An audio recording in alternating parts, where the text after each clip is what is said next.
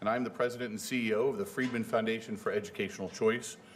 We're honored to be here with Senator Scott and host this with our friends at the American Federation for Children. Now, I'm excited about this panel for 3 reasons today. One, it features representatives from every sector of K-12 education, public, private, and charter. 2, it's going to focus on the transformative power of educational options at the community level for individuals and the community. And 3, frankly, it's a panel full of gifted people who've been there and done that, people who've worked in communities and made real change. One of those gifted people is seated directly to my right, Sister John Mary Fleming. Sister John Mary is the Executive Director of the Secretariat of Catholic Education at the United States Conference of Catholic Bishops. In her role, she is responsible for supporting and assisting the bishops in the development, management, and communication of priorities, plans, and policies for Catholic education. She is, frankly, the go-to person when it comes to Catholic education and understanding private schools in America, private Catholic schools in particular, which is not a surprise, given that she's been a teacher and administrator at the elementary, secondary, and higher ed level. We're also joined by Dr. Steve Perry. Dr. Steve Perry is the founder and CEO of one of the top public schools in the country, Capital Preparatory Magnet School in Hartford, Connecticut. Capital Prep, which is for mostly low-income families, mostly children of color, graduates 100% of its children and has done so every year since 2006, sending them to 4-year colleges. That alone is worth an applause round, in my opinion.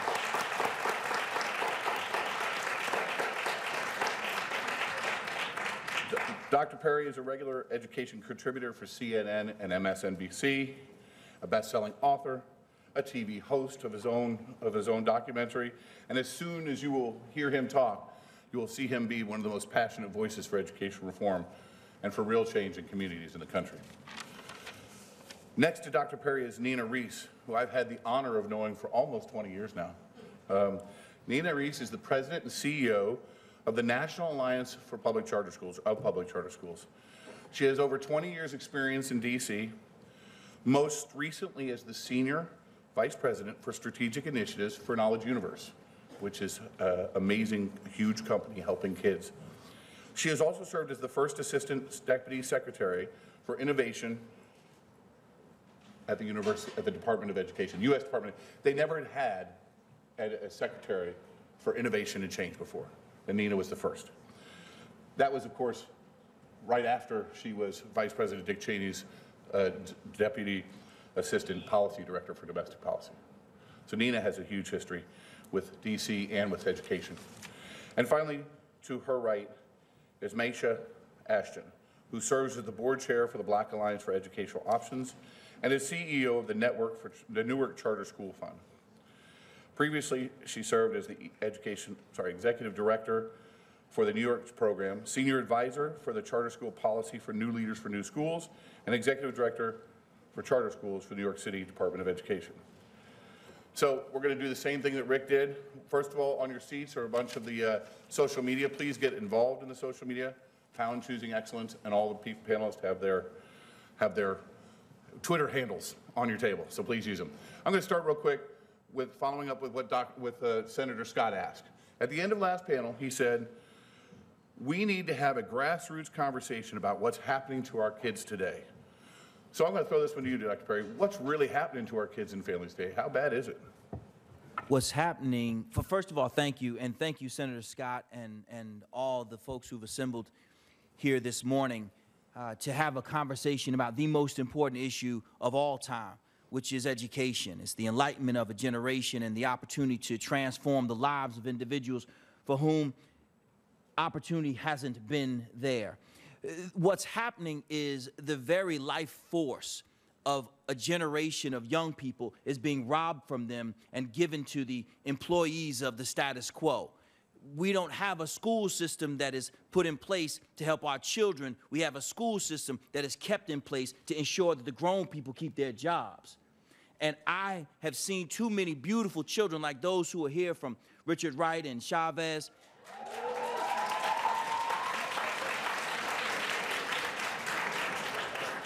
who, if you had the opportunity to talk to them, they tell you the stories of struggles in their communities, but those struggles are not going to hold them down because they're at good schools, they're at choice schools, and their lives are being changed every single day. We cannot continue to pour good children into bad schools and expect good things to happen any longer. The biggest challenge to our community, quite frankly, is not the adversaries, those people who are in the status quo, the teachers' unions. That's not the biggest challenge for us. It's our advocates who are weak and unwilling to fight. They're too apologetic. They have an issue with calling a failed school because a local mayor says that calling a failed school offends her more than having a failed school. If we don't hold our allies accountable, then we ain't never gonna get out of the hole that's been dug for us. I'm sorry, you got me warmed up, brother. Well, that was the intention. So that was the intention, of course. Sister John Mary, please pray for me. So I want That's why they sat me next to her, so she could put a hand on me. So, Sister John Mary, you're part of the Catholic school sector. Why do you support parent options? Why shouldn't we just have one sector? Why should we continue to have just a public sector? And I want to ask that for everyone, for Nina and for Dr. Perry. Why should we have, competition may be a bad thing, or is it a good thing? I don't know if this is on. Yes, thank you. I think charters have paved the way for options for parents that are very important. And so in the Catholic community, we educate 1.9 students in the Catholic schools. But there are many Catholic children in the public sector. And therefore, we are as interested in excellent schools as we are necessarily just in Catholic schools.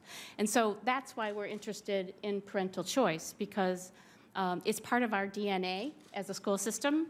We exist because we wanted to give parents the right and the choice to choose Catholic schools. Hence, we are supportive of it 100% from the vantage point of continuing to do that.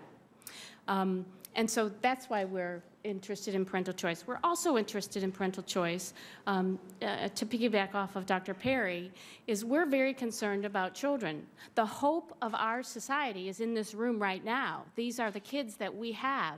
And we, through Catholic schools, we offer hope. Through school, through education, it is an act of hope. And so we're making a statement to the kids out there that we care a great deal about who they are, and not just what they learn, but actually who they are, by giving parents the opportunity to choose the best school that matters to them. So that's why we're interested in school choice. Nina, and then you. Nina? Thank you, Rob. I also want to take a minute to thank. There we go. To thank Senator Scott for hosting this great event. I have been involved in the school choice movement for a very long time, so whenever you have a senator interested in this topic and able to attract so many individuals, both from Congress and from the field, to an event like this, we greatly appreciate it. So in terms of why school choice and why charter schools, by way of background, I'm extremely proud of the fact that we have charter school laws now in 42 states and right here in Washington, D.C. We're serving a little over 2.7 million students every day around the country. And one of the reasons why charter schools are so important is because they're serving the needs of low-income families where they are. I'm a huge proponent of all forms of choices, and as Governor Jindal mentioned earlier, upper-income families, when they want to make a choice, they can just move and go to a school district that can serve their children's needs, or they can enroll their children to a private school. But in a lot of inner-city settings, that option is simply not available, and we don't have enough school voucher programs and other programs to meet the needs of low-income families. Right here in Washington, D.C., we now have such a bustling school choice movement that close to 50% of the students in the district are attending charter schools. And as a result of it, the overall quality of the traditional public school system has also dramatically improved over time. So I'm a believer because I think it empowers families, but I also am a firm believer in the impact of charter schools on the traditional system and in making sure that we're transferring the knowledge as much as possible through the traditional system so that the overall system is improved at the end of the day. Let Dr. Perry answer that, and then I want to follow up with one from you. Can I just jump in real Yes, quick you to jump tell in. my I didn't story? care. Thanks. Yes, please do. It's Mashea, Ashton, I'm like sorry. paper mache. And so I come at this from a very personal perspective. I have an identical twin sister. We failed kindergarten. That's possible. Failed kindergarten in the traditional public schools. And at that point, my parents took us out and put us into private schools, to Catholic schools. And that made all of the difference. And I just generally believe that every parent wants the best for their child. And as the board chair of BAO, we believe that parental choice is widespread, but not for low-income and working-class families. As Nina said, if you have resources, you do two things. You move to a community where the traditional public schools are great, or you put your child into private school. And I believe that children in low-income and working-class communities deserve that same access to quality education. And it should be a right. Whether you're in Southeast Washington, D.C., or in Newark, New Jersey, you deserve an access to a quality education. So, yeah. Thank you.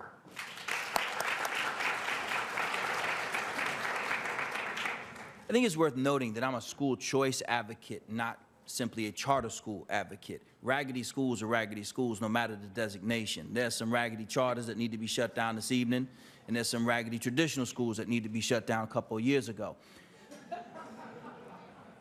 Simply because a charter school struggles, it doesn't mean charter schools struggle. We need to get past either charter or traditional. We need to get past either private or public. We need to get down to what education is about, which is providing differentiated instruction to children so that you can meet them where they are and take them to where they need to be. We spend too much time having a conversation about the ends of the conversation, the ends of the issue. That's not what this is about. It's about what's central to it, which are the children. I know we've forgotten somewhere along the way that education was supposed to be about children, but it is. It's not a jobs program. It's not a tenure conversation. You hear so many times people talking about, well, the traditional schools need more resources. For what? To do what? If I give you more money, are you going to be worse or better? Because it's not the issue of money. The overwhelming majority of charter schools and Catholic schools function on a fraction of the amount of money that the traditional schools get. And if money were the issue, the best place to send a child would be to prison. Because that's where we spend more per pupil than anything. So if the issue were money, then we will already have those parts of the conversation. Where the issue is quality of instruction and quality of leadership. Simply because you have a certification that says you should be a teacher doesn't mean you should. This is a calling.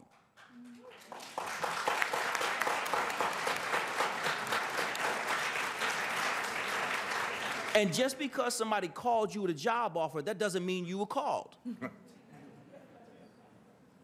Our community, specifically African American, Latino, and poor communities, we have been trying to find a way to claw our way out of poverty through education for quite some time. And for a long time, the Catholic schools were there for us. You see, what's interesting is a Baptist will go to a Catholic school just to get out of the raggedy school that's at the end of their street. Now, they have to wait until they get out of church sometime around Monday evening, but when they get out, they're going to go to school. Children will lie, families will lie about a child's address, and if race is considered, they'll lie about their race. So Joaquin will be a white kid, if necessary, to get the child out of the circumstances that are literally robbing him of his life. This is America, a place where you can go into a store and find so many different types of gum that your head would spin, and we're supposed to only choose from the school that's closest to our house? It's an absurd notion. You cannot, under any circumstances, think that the best indicator of a school's a compatibility to a child or the family is because it's close to their house. You know, it's interesting that people call themselves liberals and say that they're pro-choice, but they're pro-choice when it comes to having a child, but they're anti-choice when it comes to where you send a child to school. It's interesting to say that somebody calls himself a liberal who's so focused on making sure that social programs are in place, but the greatest social program of all time is education. But that's not what they want. What they want to do is maintain the status quo. So I submit to you that if you're not willing to fight, then get out the way, because there's a fight going on.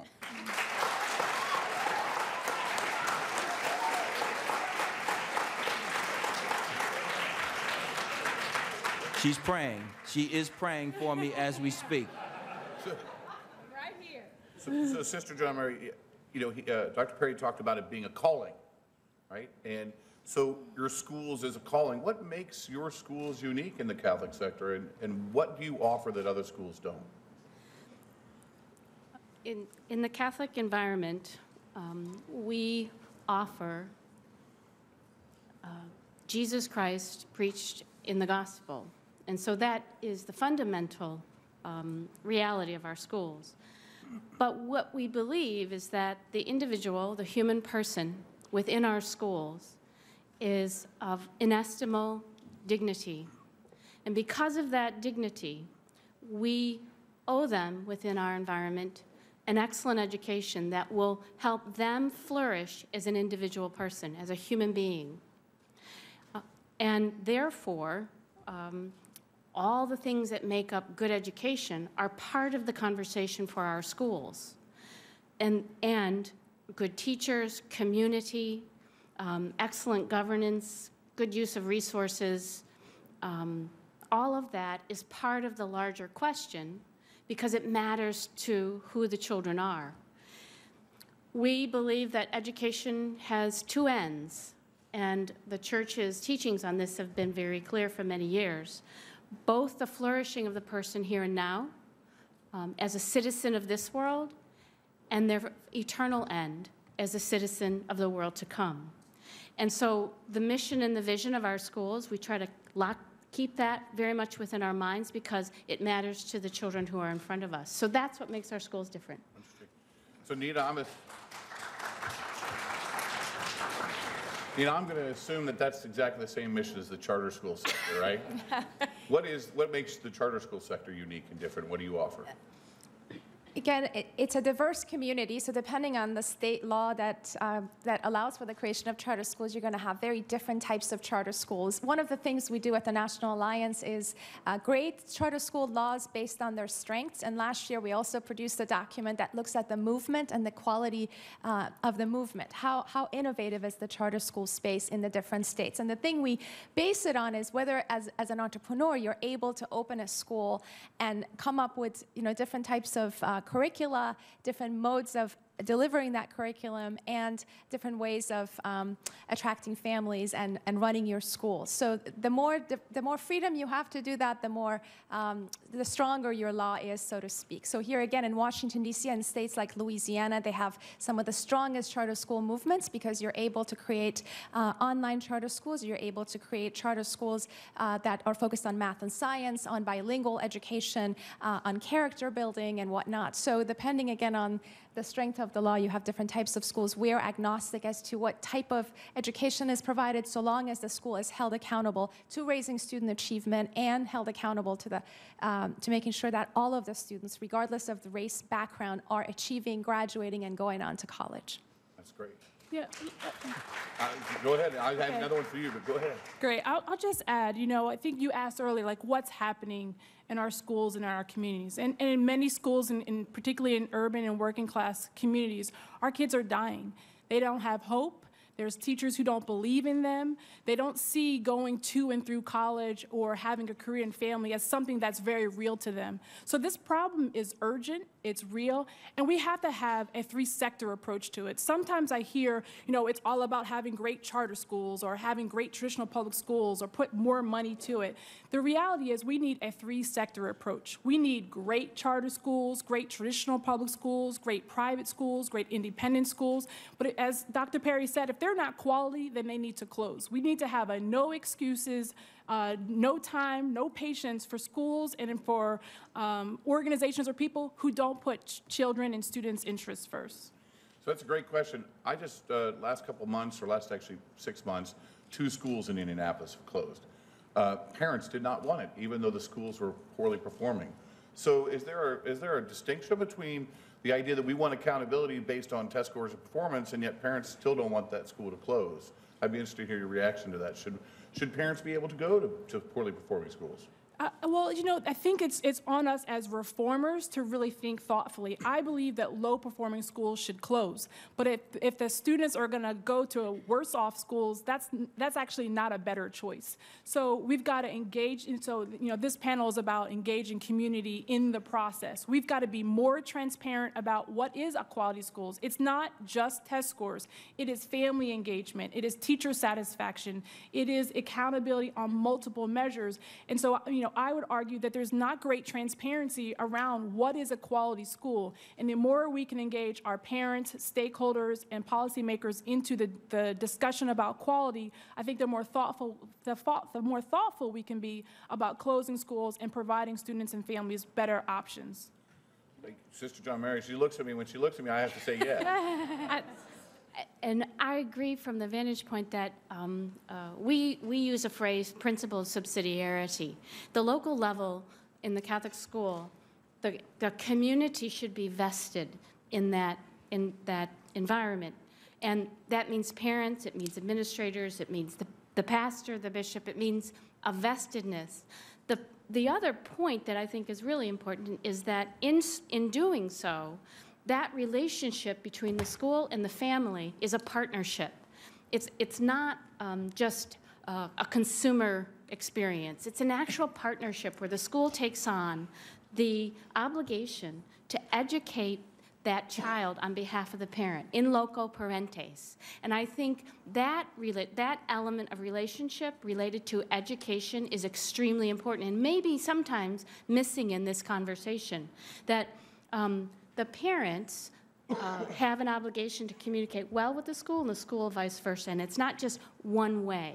And so when we talk about accountability, I think is a relationship accountability, not necessarily just you know, a gavel accountability. So I think that's a very important part of a good school. I agree with that. Can I take that, Robert, real quick? So if the charter school movement were to operate the same way as the traditional system operates, where after years of poor performance, it keeps its doors open, we would just be no different from the other system that we're trying to save students from. So it's extremely important that we're firm on accountability and advocate for closures when a school is continuously failing. Having said that, the reason why these families are not reacting, it could perhaps be because the schools from which they escaped are not as safe or as high quality as the school that they're currently sending their children to. So as reformers, I think it's extremely important for us to come up with sensible options, whether it's through giving the governance of that charter to another charter school and really explaining to families why is it that they would be better off in another school in that neighborhood. Making sure that other options are available is extremely important to us. I mean, just one last thing as a parent myself, we often think of this as something that only kind of impacts low-income families, but as a parent who is exercising choice right now, it is extremely confusing to really understand if a school is a high-quality school and whether it is actually expending your taxpayer dollars effectively to raise student achievement. It's extremely opaque. So from a public policy standpoint, the more information is out in the public domain, whether it's academics or other quality measures, it would just be better for our nation as a whole to understand what makes a quality school and what types of schools are likely to really kind of put you on the path to success in college and later in life. Agree. Dr. Barrett. I'm pro vouchers, 100% pro vouchers. And most people are pro vouchers. They just get caught up in the politics of what the words have come to mean in the political theater that is education. If you're pro Section 8, some of y'all might be using it. If you're pro food stamps, or the most recent iteration thereof, if you're pro student financial aid, if you're pro Medicaid, if you're pro Medicare, you're pro vouchers. You are for public money being used for either public good or private goods or services. Further, we don't have a problem with sending Brigham Young University, Xavier University, Notre Dame, Boston College, or any of the other Jesuit schools federal student financial aid. We don't have a problem with that. We see that as part of the thing that we do to educate at this next level. But then you'll hear people saying they're against pre-K to 12 vouchers because they might go to a Catholic school. Isn't Notre Dame a Catholic school? So why would you have a problem? Why would you be okay with Notre Dame, the university, receiving a voucher, but not Notre Dame High School or Notre Dame Elementary School receiving a voucher? It's because Notre Dame University, or the University of Notre Dame, doesn't have as good a lobbying group as the pre-K to 12 folks do. We need to do a better job of making it plain to the community what's really what. Too much of the education conversation is held in the minds and mouths of wonky politicos. Love you guys in your khaki pants and your blue blazers. Love you, but you don't make sense to the rest of the world. Your little echo chamber conversations don't mean anything to regular people. People don't get you. And so you wonder why people don't sign on to what you're talking about. It's because you're talking over people's heads. You don't respect the humanity of the people who you're supposed to be supporting. Because if you did, you would take the time to make sure they understood what you said. You would have them ask you questions. You would teach them. Too much of the conversation goes over the heads of our community, and as a result, they just sit there, I don't understand what they're talking about. So making it plain is this. Every child has a right to go to a good school. That's period. And that we've found, the federal government through the courts have found on every single time it's been brought before them, that if you put children from one community in a disadvantaged circumstance because of education, then that is inherently wrong. That's bad.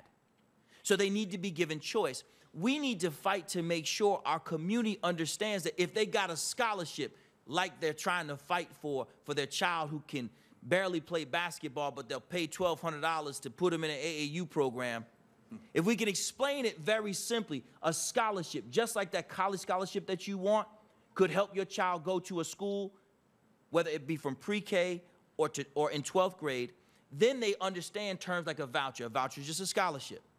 Further, you hear people on both sides of the political conversation talking about how they want to save money in public education or in education as a whole. Well, you're paying for it twice, not because there's a charter school or because there's a magnet school, but because there's a school that you paid into that the children do not attend. All these children who are here attending charter schools, if their school, their neighborhood school they were supposed to go to, receives one dime, then you're paying twice for them. I'll say it again. In Connecticut, for instance, if a child is slated to go, well, every child is slated to go to a neighborhood school. So my neighborhood school would be Snow School Elementary School up the street from me. The one that kept me back in the 3rd grade. Well, my sons don't attend Snow School. They attend my school, Capital Prep, which is in Hartford. So Snow School gets $13,000 per pupil. Capital Prep gets $12,000 per pupil. We're paying $25,000, that's why the 3rd grade didn't work out, $25,000 for my sons to go to one school, a school, Snow School, that they've never set foot in for any reason at all. If they were vouchered, they'd only be paid once. If it was a scholarship, we'd only pay once. The reason why we're in the situation that we're in is because we're trying to keep the other school open so that the grown people can keep their jobs. But what even they neglect to understand is that the number of students doesn't change. It's static, meaning that if there are 1,000 students that need teachers, there are 1,000 students that need teachers no matter where they are. So if you can halfway teach, or at least convince somebody for 45 minutes that you can halfway teach, then you're going to have a job as a teacher. We need to make it plain to our community that they're being played by the system so that the people who don't utilize these urban schools, who send their kids to suburban, charter, or Catholic schools, which is always funny, they send their own children to Catholic schools, but they don't support private schools. We need to make it plain for our community so our community can fight with us as opposed to us simply fighting and them not understanding what we're fighting for.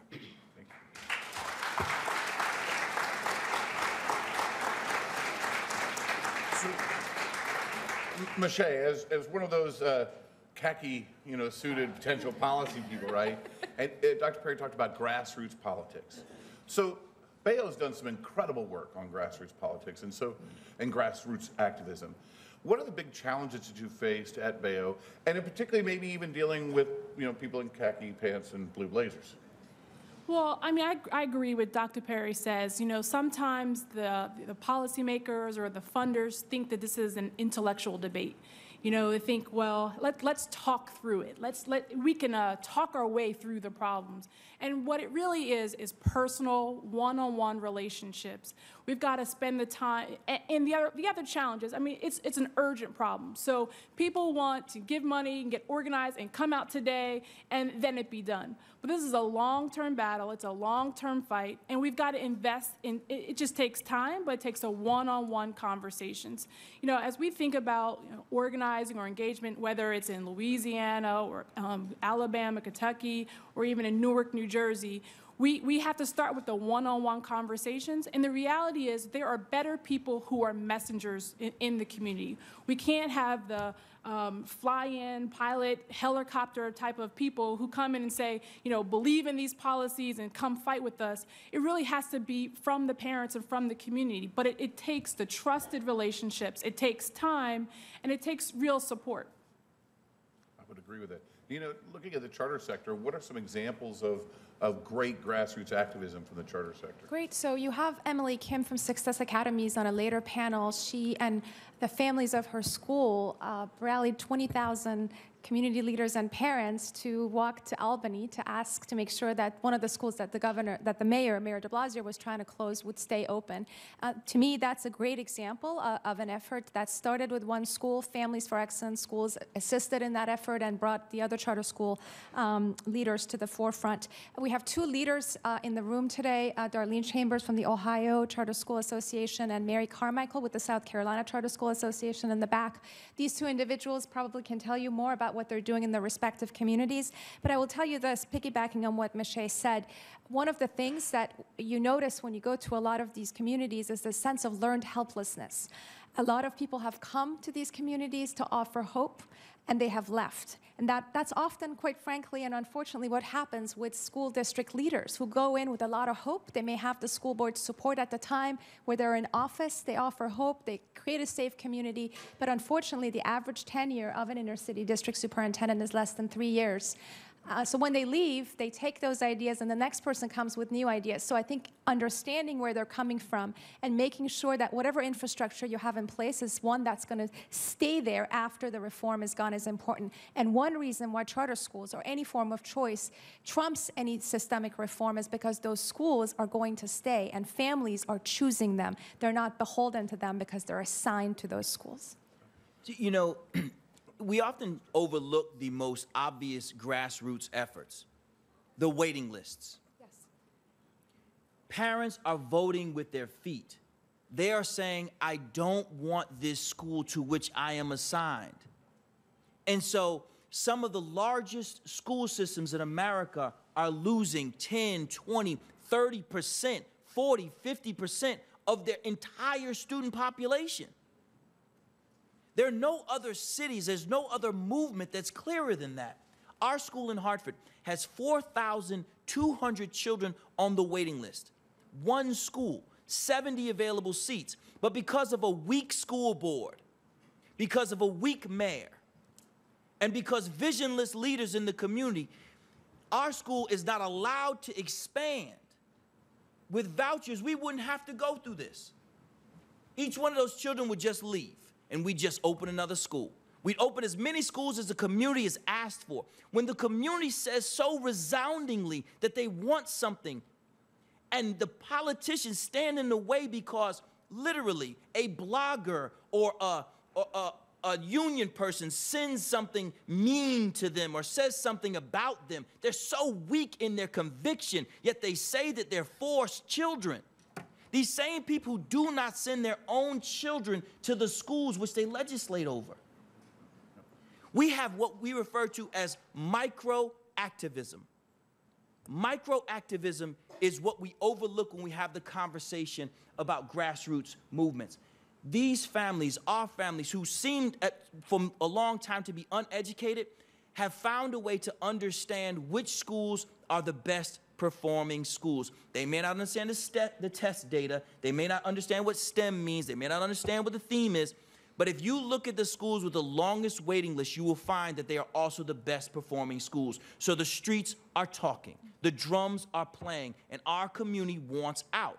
We, the powerful people, are not letting them out. We need to fight on to make sure that when they do their part, that we do our part, that we put in place policies that will allow them to have the choice that they're asking for. When you have cities with school after school with waiting lists on it, that is the clearest example of the grassroots. And then we go around and blame the parents for not wanting to participate in the process. Are you kidding me? Some of these parents are so enraged, and guess who they're mad at?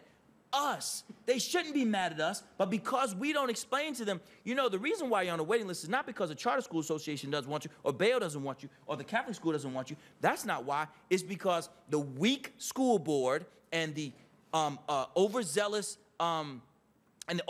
union members have put a cap. They put a limit on how many of you can get out of this school.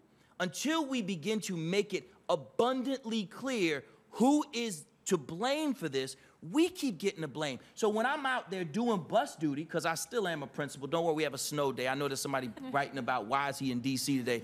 Mind your damn business, I'm working.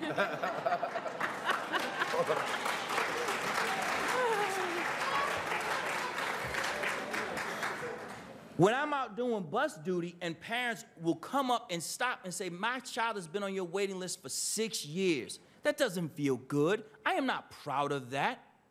There's nothing that makes me feel like I've done something right to know that somebody has waited their child's entire academic career on a waiting list in a school that they do not want to be in. When I would open the school, many of us would open more schools if we could just get to the children. We have a grassroots movement. Give it voice.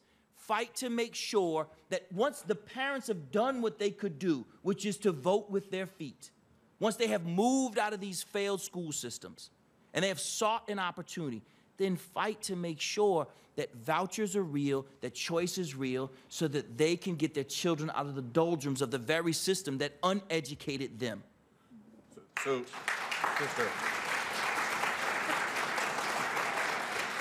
I mean, I have to say this, as a proud Catholic school parent for my children for many years, I don't know of a more grassroots-based or community-based organization than the Catholic Church when it comes to education. So how have you been so successful at getting parents income? And my school, of course, was filled with a wide, diverse income group. There were a lot of people in poverty that were there, that were choosing to be there, that were working hard. So how have you been able to create this success? Well, I think the product, and I use that word widely, parents want an excellent education for their children, and Catholic schools have, over many years, graduated their students at 98%. 87% go on to a 4-year institution and do very well. And so the reality of what's going on within the school itself, to piggyback after Dr. Perry, that parents really want that. And they'll do what they can do and need to do to be part of that. We have approximately 6,500 schools in the United States, and according to the most recent NCEA data, 41% of those are in urban or inner city settings. And so I think part of our challenge still, although we have a very good brand and parents want our product, is to help with those structures that do actually give parents more voice and give them an opportunity to state why it's important that they are actually the ones involved and they're the ones choosing the school that matters most to them, including faith-based schools, including the opportunity to have a full education for their child. So I think, one, parents recognize a good education when they see it and they want it, and that's been very helpful as far as attracting people to the Catholic school. But I think we need to do more structurally in our country to give parents a greater voice related to the question of parental choice. And we use the term very specifically parental choice. We don't tend to use school choice. We tend to use parental choice because we believe that's actually what this is all about. It's much, much more about the parents choosing and having the right to choose than it is necessarily supporting a particular institution. I think that's right. As we... Well, yes, go ahead, please, Dr. Perry. Well, one of the Hard to things, say no to you. one of the things I think is also important to do is to point out the hypocrisy. You know, we're having a conversation around school choice as if it isn't something that's typically engaged in by other people. You know, I'm often disappointed by members of the Congressional Black Caucus and the Latino caucuses who themselves as parents exercise school choice, who in many cases do not send their children to the neighborhood school in the hood that they represent, but send their child, because some of them get really lucky and through lotteries all of a sudden get their children into charter schools with long waiting lists and magnet schools with long waiting lists, and it's just awesome how lucky some of these folks are.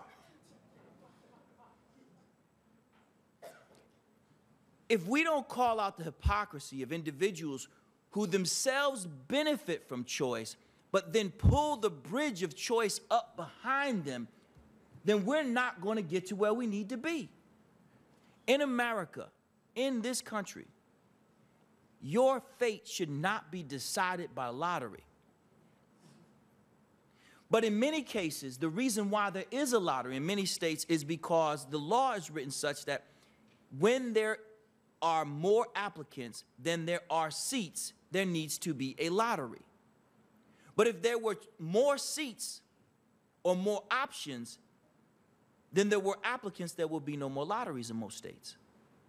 And so then we would all get to enjoy the same benefits that those people who we elect to represent us enjoy. With all due respect to our president, he wasn't always the president. He didn't send his children to public schools at any point, nor did he attend them. I'm not against him for that. I'm saying I want what he wants for his kids, for all kids. I'm saying I respect and support this brother, but I want him to respect and support the other children in the same way that his own children have been respected and supported.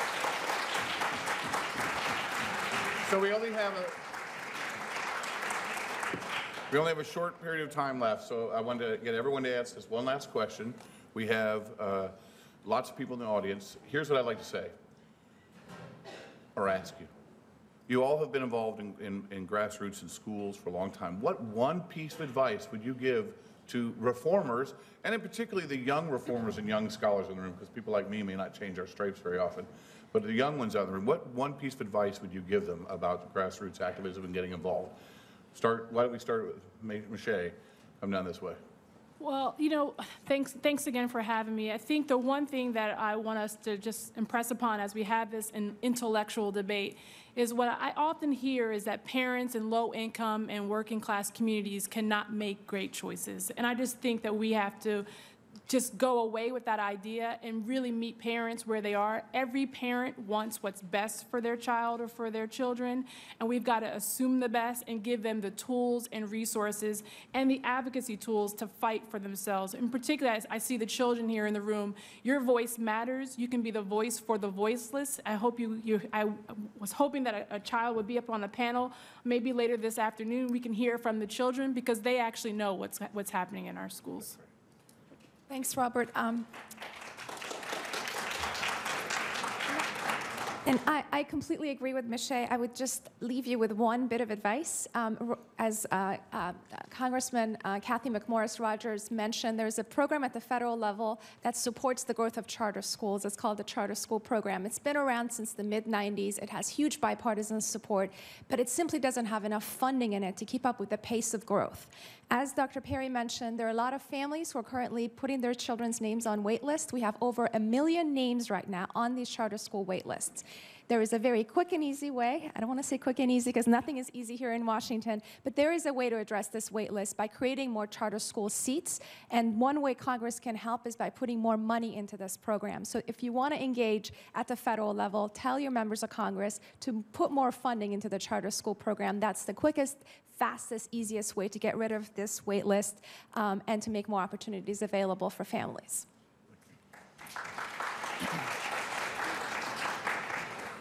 You know, both Chavez and Richard Wright are here, and if I miss any other schools, I'll meet you afterwards. But this is not a day off for you either. You're here to learn how to make it possible for your brothers and sisters and cousins and them as a group, to get off waiting lists and to get into good schools. So many of you have watched your family and friends who didn't have access to the same quality, loving relationship that you have with your educators. You've watched their lives crumble in just your short lives, and you're seeing them fall down even worse. And that's not cool. So I talk to you like I do my own kids and let you know that on the one hand, you are special, but don't ever think that you are so special that you're different than them. They deserve what you have, and you do not have the right to sit still or to be silent as they suffer. So you have to fight to expand school choice. You don't have an option. Since it's been given to you, since you are partaking in it, you have a moral obligation to fight to ensure that for every seat that one of you is in, that you get 10 more kids in behind you. Because as far as I'm concerned, when we were younger, if you somehow got into the party and you didn't pay, you were supposed to go around back and open the door for your brothers who came with you. Thank you. Sis? I'll do a shout out to the students from Bishop Ireton and Archbishop Spalding, and I know we have one other Catholic school here. Who is that? Kano.